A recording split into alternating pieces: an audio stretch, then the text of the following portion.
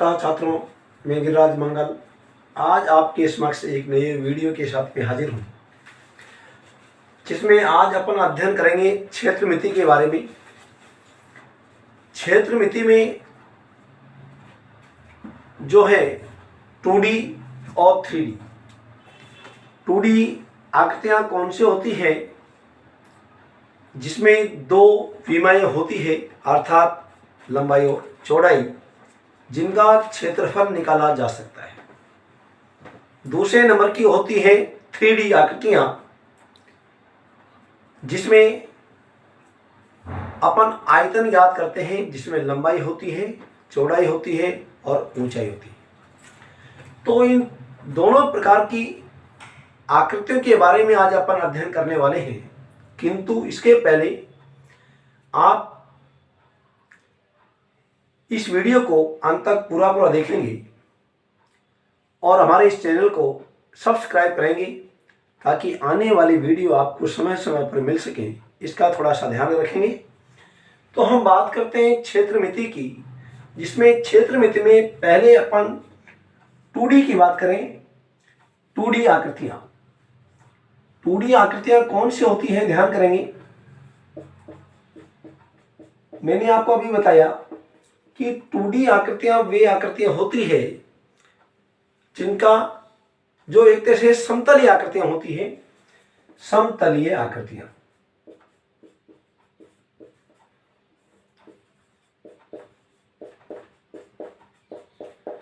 अर्थात ये समझ जाइए कि जिनकी कोई ऊंचाई नहीं होती, और एक होती है 3D आकृतियाँ।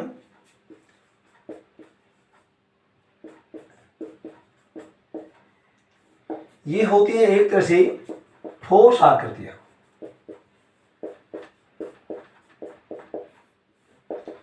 इसमें अपन केवल क्षेत्रफल निकालते हैं, ध्यान करना, और यहां अपन इसके साथ साथ इसमें आयतन भी ज्ञात करते हैं। तो हम 2D में जैसे हम बात करेंगे 2D आकृतियों में, जैसे आयत है, वर्ग है, वृत्त है,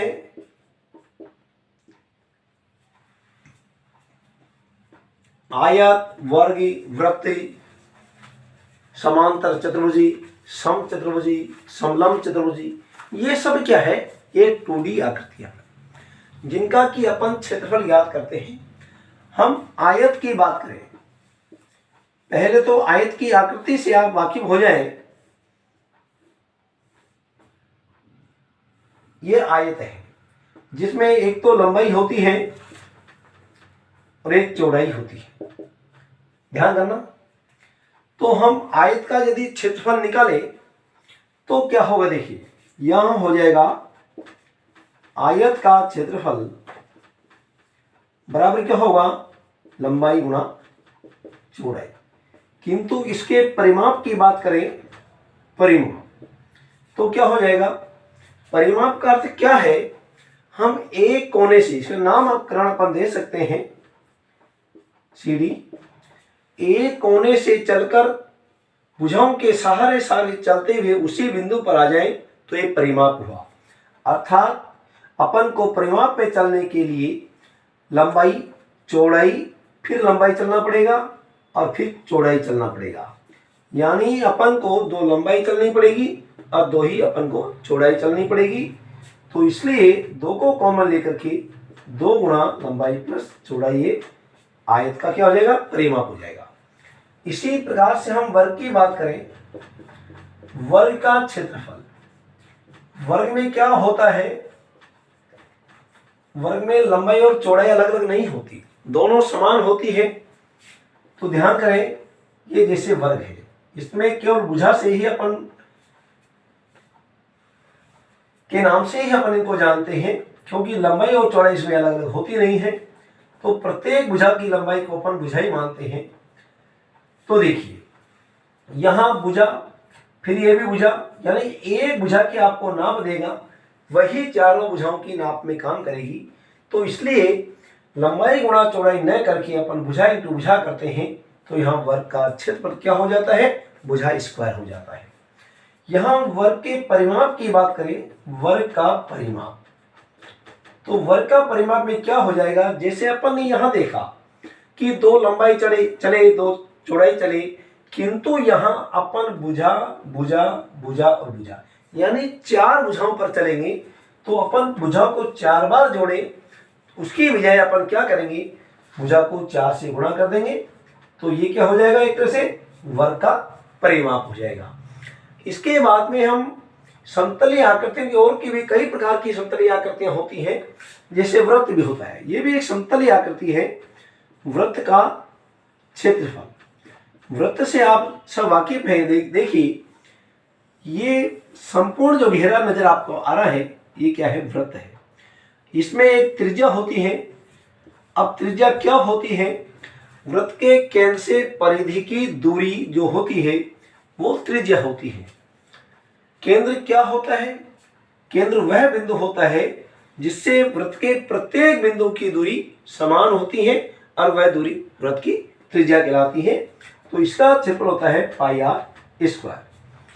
और वृत्त की परिधि की बात करें, जैसे अपन इनका परिमाप निकाला है, ऐसे ही वृत्त का परिमाप कह सकते हैं अपन इसको, वृत्त का परिमाप कह दें या परिधि भी अपन इसको बोलते हैं, तो इसका होता है 2 पाई आर। इस प्रकार से अनेक प्रकार की ठोस समतलीय आकृतियां होती है, जिसको अपन 2D आकृतियां का नाम से जानते हैं।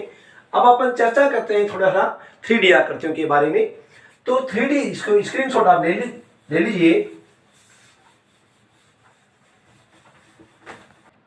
हाँ, तो अब इसमें अपन एक आकृति और है अपने, जैसे समलंब चतुर्भुज। तो समलंब चतुर्भुज क्या है, ये भी एक क्या है, ये 2D आकृति है, इसका भी अपन क्षेत्रफल ज्ञात करते हैं। तो समलंब चतुर्भुज ये सभी कक्षाओं में आता है। समलंब चतुर्भुज का क्षेत्रफल, देखिए समलंब चतुर्भुज ये बहुत महत्वपूर्ण आकृति है, क्योंकि इसका अध्ययन हम सभी कक्षाओं में करते आ रहे हैं। 1/2 गुणा समांतर भुजाओं का योग, समांतर भुजाओं का योग इंटू समांतर भुजाओं के बीच की दूरी, समांतर भुजाओं के बीच की दूरी। आकृति से आप वाकिफ हो जाए, इस प्रकार की आकृति होती है जिसमें मात्र सम्मुख भुजाओं का एक जोड़ा समांतर होता है, जैसे ए बी सी डी। ये समलंब चतुर्भुज है, तो इसमें ए बी समांतर डी सी, केवल एक जोड़ा समांतर होता है, बाकी एक सम्मुख जोड़ा वो असमांतर होता है। उनको आगे बढ़ाने पर वो एक दूसरे को प्रतिच्छेद कर जाएंगे, किंतु ए बी और डी सी को यदि हम आगे बढ़ाएं तो ये एक दूसरे को कभी नहीं काटती। तो ये हो गया समलंब चतुर्भुज का क्षेत्रफल। अब हम बात करते हैं 3D आकृतियों की। आप देखते जाइए, 3D आकृतियों में वे समस्त आकृतियां आ जाएगी जिनकी ऊंचाई होती है, अर्थात जिनका वॉल्यूम निकलता है, आयतन निकलता है। तो हम घन की बात कर लें,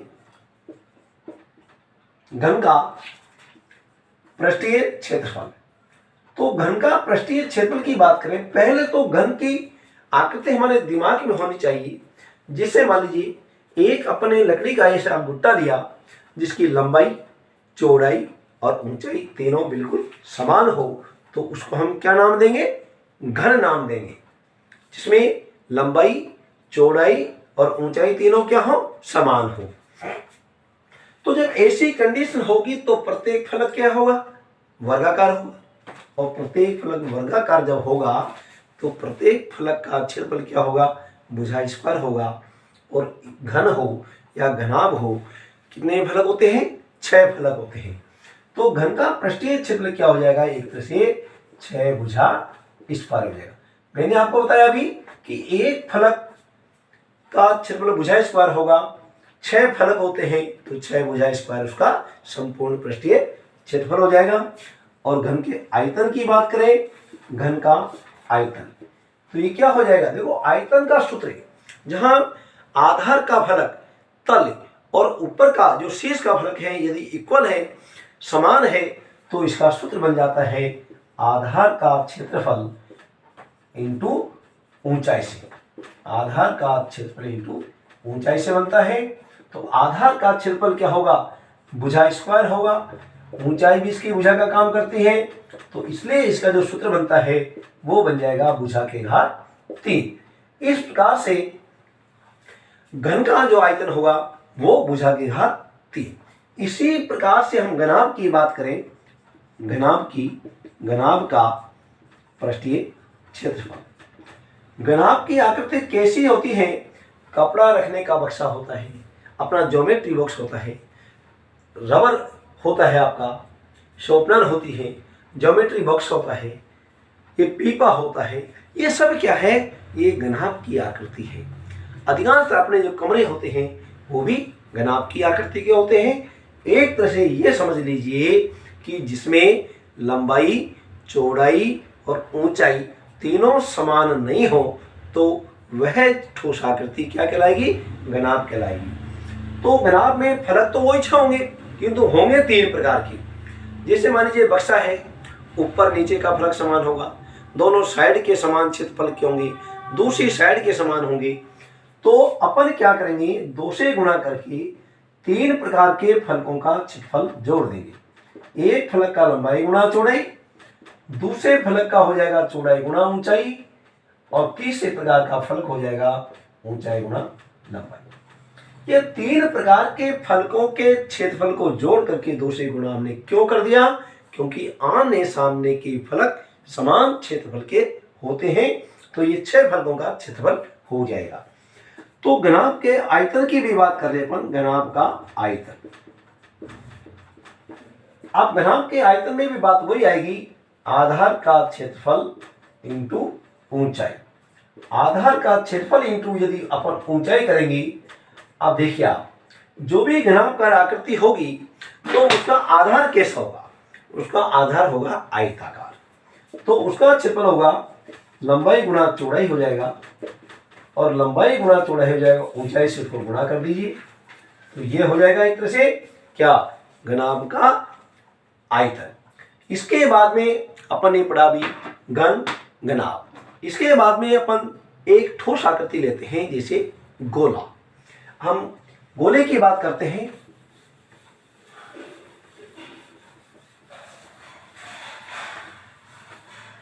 कई बार क्या होता है, बच्चों में इतनी समझ कम होती है, मेरे कभी कभी हम पूछते हैं कि क्या है, कि ये गोला है। ये गोला नहीं है, ये ध्यान करना। हम कभी कभी पूछते हैं ताई इस आकृति का नाम बताइए, क्या बताइए साहब ये गोला है, गोला नहीं है, इसका नाम तो क्या है, वृत्त है। गोले की आकृति की आप बात करें, वॉलीबॉल, फुटबॉल, स्पंज गेंद, क्रिकेट की गेंद है, लोहे का गोला, ये सब क्या है, वो गोला है जिसमें केवल वक्र पृष्ठ होता है, समतलीय पृष्ठ नहीं होता। तो ध्यान करना। तो गोले का हम पृष्ठीय क्षेत्रफल की बात करें तो गोले का जो पृष्ठीय क्षेत्रफल होगा, पूरे गोले की हम बात कर रहे हैं, यह होता है 4 पाई r स्क्वायर। किंतु अब यहां ध्यान करिए, अर्धगोले का पृष्ठीय क्षेत्रफल, यदि आपसे पूछें अर्धगोले का पृष्ठीय क्षेत्रफल, तो आपको 3 पाई r स्क्वायर लगाना है। क्योंकि आपसे इसने ये नहीं कहा कि गोला कौन सा है, खोखला, ये नहीं कहा। अगर खोखले की बात करता तो हम क्या लिखते हैं, हम 2 पाई r स्क्वायर लिखते हैं। किंतु यही बात करते हैं अपन। देखो इसमें बहुत महत्वपूर्ण चीज बता रहा मैं आपको, अर्धगोले का वक्र पृष्ठ। अगर ये पूछ लिया आपसे, अर्धगोले का वक्र पृष्ठीय क्षेत्रफल पूछ लिया, तो आपको लगाना है 2 पाई r स्क्वायर। किंतु यदि आपसे अर्धगोले का पृष्ठीय क्षेत्रफल पूछा तो आपको कभी भी 2 पाई r स्क्वायर नहीं लगाएंगे, यहां आपको 3 पाई r स्क्वायर लगाना है। अर्धगोले का वक्र प्रश्न में आपको 2 पाई r स्क्वायर लगाना है। हम पूरे गोले की बात कर लें, गोले का आयतन, तो गोले का आयतन क्या हो जाएगा, 4/3 पाई r क्यूब। किंतु अर्धगोले का, अब अर्धगोला चाहे वो ठोस होगा चाहे वो खोखला होगा, हमको क्या लगाना है, 2/3 पाई r क्यूब। अर्धगोले का आयतन, गोले का जो आयतन का सूत्र अपन को काम में लेना है वो लेना है 2/3 पाई आर क्यूब। इस प्रकार से अपन को यहाँ अर्धगोले में जब आयतन की बात करें तो अपन को यहाँ ये नहीं देखना कि ये ठोस है या खोखला है, ठीक है। तो यहाँ अपन ने गोले में देखा पूरे गोले का पृष्ठीय क्षेत्रफल, अर्धगोले का पृष्ठीय क्षेत्रफल और अर्धगोले का आयतन और पूरे गोले का